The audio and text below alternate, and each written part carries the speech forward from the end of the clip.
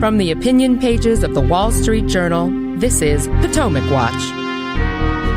The fall of Bashar al-Assad in Syria changes the security landscape in the Middle East as Sunni Arab rebel groups seize the capital of Damascus with stunning speed. What comes next in that country, and what is America's interest in a new Syria? That's our subject for today on Potomac Watch, the opinion podcast of the Wall Street Journal. I'm Paul Gigot, and I'm here with Elliot Kaufman and Joe Sternberg. So history seems to happen in double time these days, and that's certainly true of the revolution in Syria. After years of being dormant, the civil war burst forward again a couple of weeks ago as rebels seized the city of Aleppo, then moved south and on Sunday stormed into Damascus. Bashar al-Assad and his family fled to Russia, ending more than 50 years of Assad family rule in that country that borders Israel, Turkey, Lebanon, Jordan, and Iraq. Bashar al-Assad was more brutal even than his father, Hafez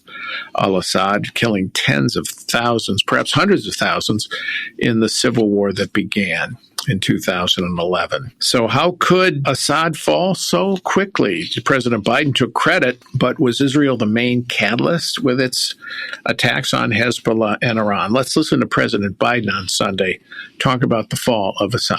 At long last, the Assad regime has fallen. This regime brutalized and tortured and killed literally hundreds of thousands of innocent Syrians.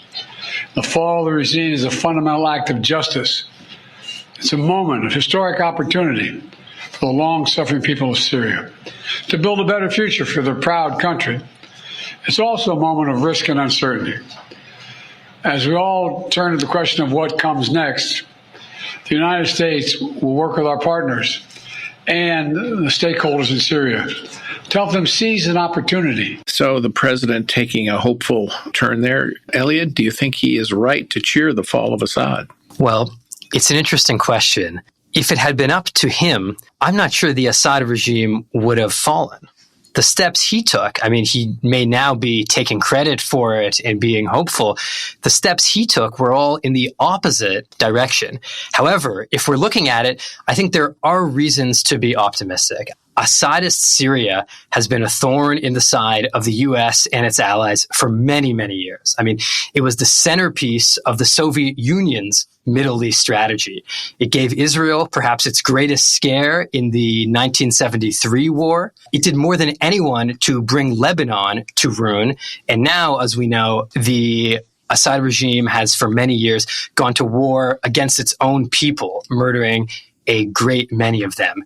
It had basically become an Iranian client, an Iranian proxy almost. Iran used Syria as its central hub to transfer weapons and also fighters to Lebanon, the West Bank, Jordan. It was at the center of much of the chaos that Iran was spreading throughout that region. So while there are many questions about what will follow it, I think we do have to be happy that that regime is no longer there.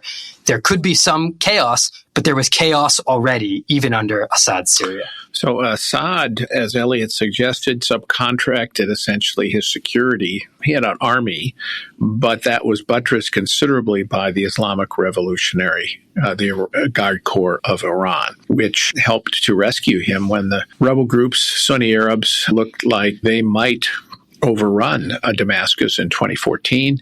The Russians came in to help with their bombing raids as well. And the Assad family represented a minority group in the Alawite ethnicity in Syria. The Sunni Arabs are the majority. I only visited Syria once way back in, I think it was 1993. And what was striking to me, Joe, when I went there was, it struck me as what would happen if John Gotti and the mob ran a country. It was largely secular, at least at the time. It wasn't particularly religious or Islamist. And of course, the Assads were part of the Ba'athist movement, Ba'ath Party, like Saddam Hussein in Iraq. But once the Arab Spring came, they did become a subsidiary in many ways of Iran. Yes. So I think that part of what's going on here is, what a difference 14 months make. Because, I think that one of the precipitating factors in the events over this weekend has actually been Israel's response to the Hamas invasion of October 7th last year. And in the 14 months since then, we have seen essentially the decimation of Hamas itself. We've seen the substantial weakening of Hezbollah in Lebanon. Now, Syria, the Assad regime, is the next Iranian proxy to fall. And I think that part of the point here, and this feeds into your observation, Paul, about kind of the mob-like element to Assad's rule, which is such a interesting thought in this context, because, we underestimate the extent to which these regimes are fragile, because they are certainly very violent and repressive, but they are also very corrupt. And that's something that has really come to the fore in a lot of the news photos that you're seeing as jubilant Syrians root through the Assad family palaces. And, I think that creates a real vulnerability or a brittleness to these regimes that can mean that when they do fall apart, it happens very quickly. And I think that that's sort of relevant to the way that we should think about the broader region, because the mistake that the Obama administration and the Biden administration have made all along is assuming that, these regimes were immutable forces. And so you had to focus your policy on appeasing them or trying to deter them or dissuade them from escalating, when in fact, there's certainly a brittleness there that can end up expressing itself at the most unexpected times. We're going to take a break, and when we come back, we'll talk about who are the big losers in the fall of Assad, Russia and Iran, when we come back.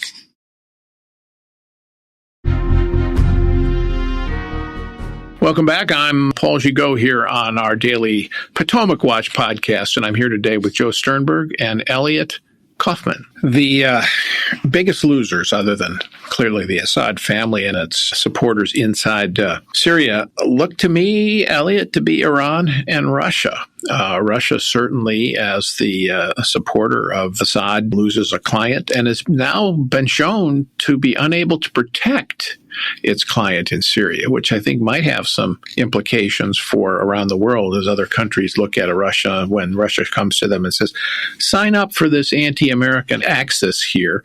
Maybe they're saying, I don't know if they can protect me. And of course, their naval base on the Mediterranean could be in jeopardy now. They established that under Assad in return for their support. Their air base possibly in some jeopardy. And then Iran, it's that arc of influence that Iran wanted to set up from Tehran all the way to Beirut. And this really interferes with that. Right. Take it one at a time. How is Russia going to project power in the Middle East now? And why is that relevant? Well, look at this. Israel's policy toward Ukraine in that war has been restrained throughout for the, I suppose, fair enough reason that they have Russian troops and Russian air defenses and Russian bases on their doorstep. And so while Israel did help Ukraine somewhat, it had to hold back because of this Russian presence in the Middle East. If that Russian presence is no longer in the Middle East, well, that changes the entire conversation. For Iran, not only was it not able to save Assad, and one reason, by the way, it simply couldn't get troops there. The Israelis, it has been reported, were willing to shoot those troop transports out of the sky. And then, of course, Hezbollah, well, it has been devastated in Lebanon. And so it wasn't able to prop up the Assad regime in the way that it once did. And when those forces could no longer prop them up, that just weakened the Syrian army, and they were simply outrun, pushed away by exactly. rebels. How did the Syrian army fight without Hezbollah and without Russia? The truth is, it didn't fight, really. Not very well. There weren't so many battles, actually. The soldiers fled. And so without that support, we saw the weakness of the Assad regime, which crumbled very soon thereafter. Yeah, it's going to be fascinating to see here how Iran responds. And this gets to Joe's point about the way the tables have turned since October 7th, 2023, and the Hamas massacre. I think the calculation then by Iran, by Hezbollah, by Hamas was they have Israel surrounded. And Israel is vulnerable. We will launch this attack, and we will have them basically exposed and maybe subject to defeat. Instead, what we've seen is Hamas destroyed, its leaders killed, Hezbollah's leaders killed, its fighting force considerably degraded, and Iran exposed after it had rather stupidly, I think, decided to directly attack Israel and therefore give Israel the opening to respond militarily. And now its air defenses have been taken down, including those missile defenses provided by Russia, Elliot. And what you could see is a newly vulnerable Iran if Israel and Donald Trump decided to do something about that nuclear program. That's right. There has been a rollback of Iranian power in the region.